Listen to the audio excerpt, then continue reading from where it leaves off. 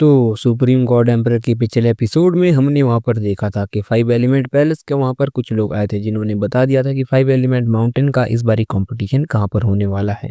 जिसके बाद वहां पर मार्स माउंटेन यानी कि फायर माउंटेन के सभी लोग भी वहां पर रेडी हो चुके थे। अब आगे इस एपिसोड की शुरुआत में हम अलग अलग सेट के लोगों को देखते हैं जो कि वहां पर उस कंपटीशन के लिए फेंगयू कंटिनेंट वाले आइलैंड पर पहुंच गए थे, जो कि एक ब्रोकन आइलैंड था जहां पर सामने उनके वही एल्डर आते हैं जो कि 5 एलिमेंट पैलेस के होते हैं। जिसके बाद उनको देखकर सभी वहां ब्रीड करते हैं, जिसके बाद हमें 6 एल्डर्स को दिखाया जाता है जिनमें सबसे पहले वाले एल्डर वहां पर कहते हैं तो इस बारी हमने कंपटीशन को रखा है इस फेंगयू कंटिनेंट में। और हाँ, ये जो ब्रोकन आइलैंड तुम्हें दिख रहा है ये बहुत पहले से ब्रोकन है। 10,000 साल पहले माना जाता है कि कोई हमसे ताकतवर फोर्स यहाँ पर फाइट किया करती थी, लेकिन बाद में यहाँ पर पेंगुइन कॉन्टिनेंट पूरी तरह से तबाह हो गया और यहाँ पर पेंगुइन कॉन्टिनेंट में सील किया गया बहुत सारी चीजों को। और माना तो ये जाता है सोर्स ऑफ विंड भी यहाँ पर हो सकता है, और चीज सुनकर सभी हैरान होते हैं। जिसके बाद वो एल्डर आगे कहता है और विंड की सोर्स की पावर तो मुझे आप लोगों को बताने की भी जरूरत नहीं है। अगर वो पावर यहाँ पर नहीं होती तो पेंगुइन कॉन्टिनेंट अब तक कब का रुइन हो चुका होता, और जबकि ये चीज यहाँ पर है तब तो खुद को अंदर जाने से मैं भी नहीं रोक पाऊंगा। जिसके बाद वो तीखी स्माइल देता है और सभी लोग वहां पर बहुत ज्यादा हैरान होते हैं। इसके बाद वो कहता है चलो ठीक है, जब सब कुछ मैंने बता ही दिया है तो सबसे पहले डिसेबल्स को अंदर जाने देते हैं, और वो एक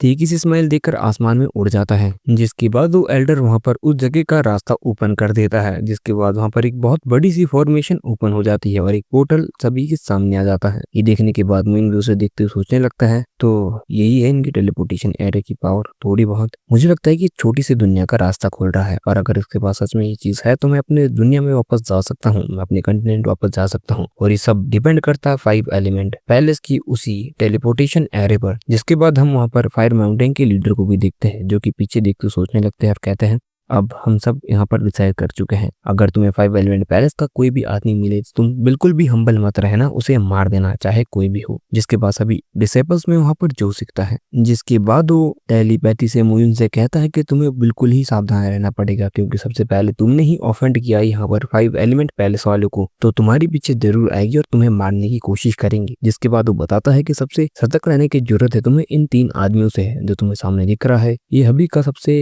इनका उभरा हुआ जीने से जो पिछले कुछ सालों में उभरा है। इसका लेवल फर्स्ट लेवल के नजदीक है लाइफ एंड डेथ के, और ये काफी ज्यादा ताकतवर है।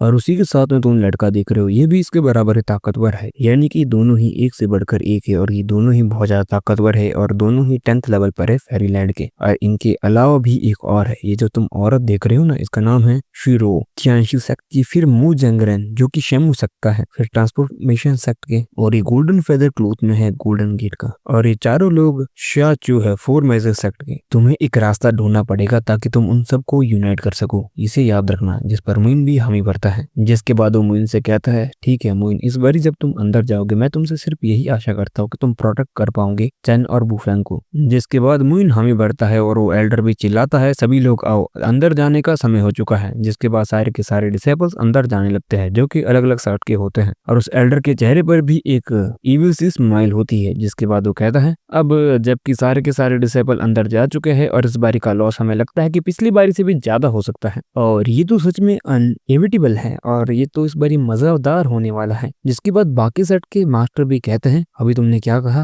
ज्यादा लॉस, लेकिन ऐसा तुम कह क्यों रहे हो। जिस पर वो घमंड से कहता है अच्छा मैंने भी कुछ कहा, अरे उस चीज को भूल जाओ। वैसे भी ये तो बहुत ज्यादा इंटरेस्टिंग होने वाला है इस बारी, जितना भी कंपटीशन होने वाला है तुम सोच भी नहीं पाओगे यहाँ पर क्या कुछ होगा। और वो वहाँ पर जोर जोर से हंसने लगता है। तभी एक सेक्ट मास्टर भी कहता है क्या इसका ये मतलब है जो रिमेनिंग पावर बचेगी ये उसे अपने लिए हड़प लेंगे। जिसके बाद औरत भी कहती है अभी हमें इतनी, जिसके बाद वो औरत भी कहती है अभी हमें ये सब चीजों पे नहीं सोचना चाहिए, हमें उन सबका इंतजार करना चाहिए। जिस पर फायर माउंटेन के मास्टर भी कहता है बस आप लोग देखते जाओ और इंतजार करो। तभी हम उस पोर्टल के अंदर ही देखते हैं जहाँ पर एक औरत वहाँ पर तियानफिक साइड के एक पर्सन को ऑलरेडी वहाँ पर गिरा चुकी तो कहती है मैंने नहीं सोचा था कि इसके अंदर आते ही मुझे यहाँ पर एक सफेद मुंह वाला आदमी मिल जाएगा, ये तो सच में हैरानी की बात है। तभी पीछे से सेम वैसी ही औरत आती है और कहती है मुझे लगता है कि तुम्हें मास्टर को इसे गिफ्ट देना चाहिए, वो इस चीज को देखने के बाद काफी ज्यादा खुश हो जाएगी और और वो दोनों एक दूसरे को स्माइल देने लगती है। लेकिन तभी हम वहाँ पर मोइन देखते हैं जिसकी एंट्री वहाँ पर हो जाती है और मोइन को देखते ही वो दोनों पीछे मुड़ जाते हैं और कहते हैं वाह, अभी तो थोड़ा समय भी नहीं हुआ और यहाँ पर दूसरा सफेद मुंह वाला एक आदमी आ गया। तभी उनमें से एक